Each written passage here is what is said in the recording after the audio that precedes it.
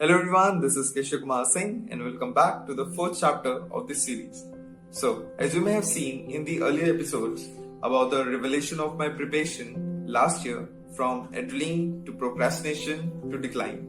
And now, let's move on to this pivotal chapter, agitation and face-off.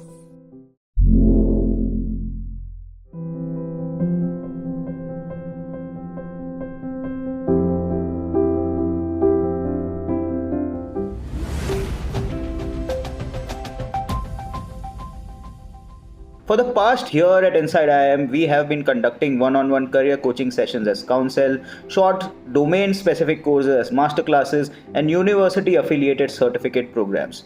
Now, we are extremely excited to announce that we have a new home for all these highly rated programs in altuni.in.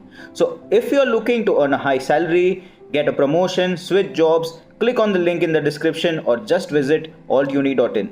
Thank you, enjoy the video, and don't forget to press the bell icon to never miss an update. Cheers. So in the past few videos, I've been talking about some of the key learnings from my experience of taking such competitive examinations last year. The mistakes I made, the lessons I learned, blah blah blah. But one thing I feel I'm qualified enough to share with you is my perspective. I mean, after sabotaging my prep time, thinking a great deal of unnecessary things throughout the journey, the exam was just round the corner. And trust me, there were times when I asked myself, should I even take the exam? Coming from a well-off Indian family, I couldn't just wake up one day and tell my parents that I don't want to do an MBA or a job. I want to pursue my dreams, follow my passion, and all of what Farhan said to his dad in 3 Idiots. But, real life parents, right? Pursue your dreams. That's how you become homeless.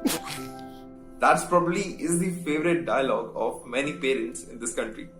So in such a situation, my only option was to sit for the exam. But thinking about it now, I can very well remember the feeling I had before the exam. I mean, I was excited for the exam because due to the pandemic, the exam was shorter now. From 3 hours, it was 2 hours, meaning less numbers of questions and a better chance to get a good percentile. Also, the fact it would finally be over was a sigh of relief. But with that, there was nervousness too. Like, this was going to be my first national level exam, and I was severely underprepared. Bookish knowledge is fine, but when you don't solve regular mocks, don't analyze them, don't time your mocks, and map your progress, it all feels crumbling down. So, yeah, agitation became my friend. Big time. But then again, you can't stop your legs when you're crossing a log bridge to reach the other side. So, exam it was. On 29th November 2020, I entered my center. I saw faces deprived of sleep, some oozing with confidence, the top B school types. Some were pretty casual, I think I belong there. Some were just waiting for their 2 hours to start. The marathon was in the final lap now, and all that was left was one final sprint. Now it's about securing your seat into one of the best schools. One exam, one seat. A classic face-off. Okay, let's skip the drama of the exam bit because I don't really remember how I did what I did during the exam. But when the results came, it was pretty evident how I fared at the center. With very low numbers on the sheet, it was a clear reminder that I need to work hard to do better the next time. Though I already knew I wouldn't be able to crack it with my minimal preparation, it didn't stop me from preparing for the exam. But when the results came, it was very disheartening. I started to doubt myself and gradually lost interest in everything. The books lying around me didn't make any sense. I grew dull and was constantly making myself aloof. Yes, the struggle is real, but the consequences are grim. You feel dejected and heartbroken because of your failures. Remember the iconic scene from the newly released Aspirants? I was exactly feeling the same.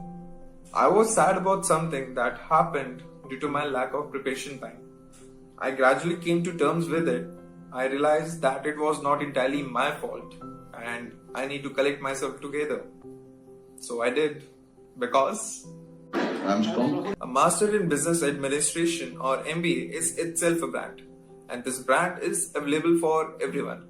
But does that explicitly mean you have to opt for it? Which brings me to my last point. Why? So I am a guy who already attempted this paper, and so do more than 2.5 like every other aspirants every year. Then where does it leave us? There's a beautiful line from Kota Factory.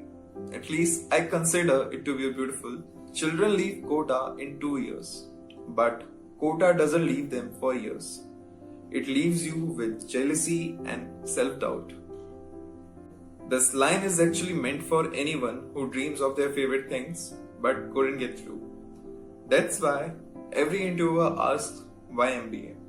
It's not a question about your ability, but if you're a right fit. Because everyone does what they hate for money and then uses that money to do what they love. Makes sense, right? But wisdom doesn't come to you so fairly. You have to sacrifice something for it. I think this was the real face of for me. I was facing a battle within myself and I knew I had to come back. I would have to face all of these problems by myself. But I was not able to find the answers to my restlessness. I was now seeking the answer to the question that is asked to the every other aspirant. Why MBA? Then something happened. Something influential. Wondering what changed the course of my life from there? Stay tuned while I finish this series with my dramatic last chapter, Influence. If you're new here, consider subscribing to the channel, like the video if you can relate to it, and share with the other aspirants that you know of. Watch my previous vlogs to understand my journey better and tell us in the comments what you feel about the series. Thank you so much.